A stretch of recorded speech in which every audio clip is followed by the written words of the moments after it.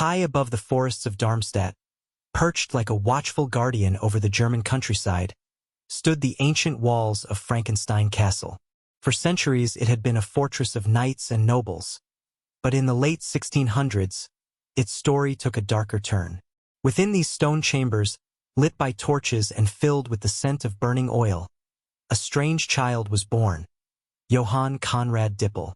Few could have predicted that his name would echo through history, becoming entwined with legends of forbidden science, alchemy, and the roots of one of the world's most terrifying stories, Frankenstein. Dippel's early years unfolded in a world drowning in chaos. Europe was staggering out of the 30 Years' War, a conflict that left bodies unburied and towns in ruins.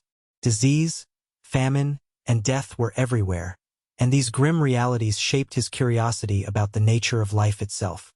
From the beginning, he wasn't satisfied with simple answers. He studied theology, philosophy, and languages, but what captivated him most were the hidden sciences, the secrets whispered in ancient manuscripts. While other scholars sought enlightenment, Dippel sought power, the power to understand what separates life from death. By the time he returned to Frankenstein Castle as an adult, the locals already mistrusted him. He hauled strange equipment up the steep hill, heavy iron vats, glass containers, and mysterious powders. Inside the castle's abandoned halls, he built a laboratory that looked more like the workshop of a sorcerer than a scientist.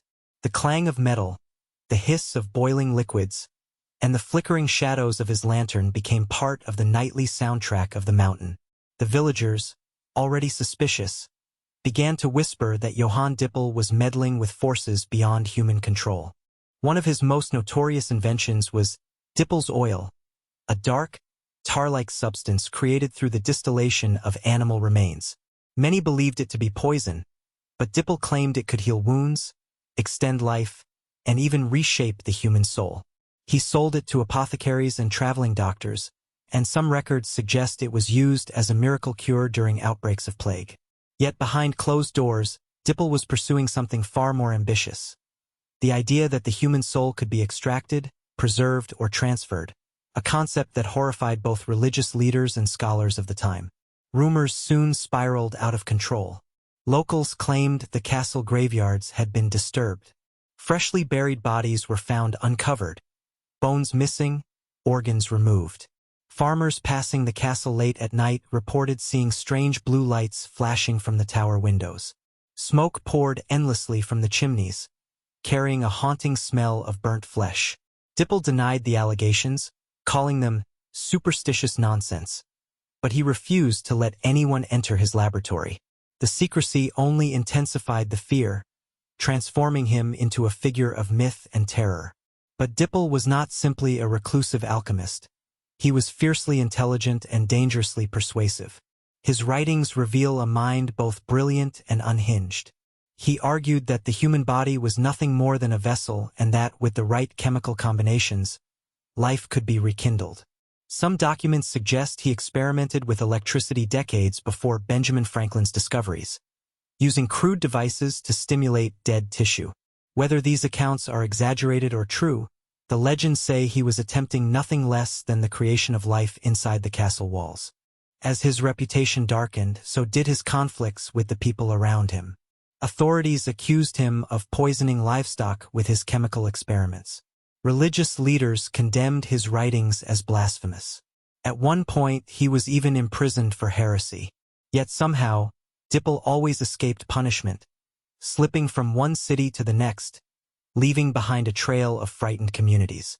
Even those who opposed him admitted he possessed a terrifying charisma, the kind of charm often seen in men utterly convinced of their own genius.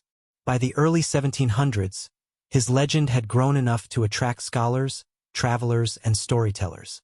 Some wrote about an alchemist at Frankenstein Castle who claimed he could resurrect the dead. Others described grotesque experiments involving stitched animals and chemical-infused corpses. These stories traveled far beyond Germany, carried by merchants and wandering academics. And more than a century later, when a young Mary Shelley visited the Rhine region, she would have undoubtedly heard these tales. Historians believe it is no coincidence that her fictional scientist shared not just the castle's name, but the same obsession: bringing dead flesh back to life. Toward the end of his life, Dippel grew increasingly desperate. He became consumed with finding a formula for immortality. In letters to colleagues, he wrote about unlocking the divine spark and perfecting the vessel of the soul. His experiments became more reckless, his mixtures more toxic. Some accounts claim he attempted to create an elixir so powerful it would stop aging forever. Others say he sought a way to extract the very essence of life and store it in a liquid form. Whatever the truth, his work was pushing him toward a dangerous breaking point.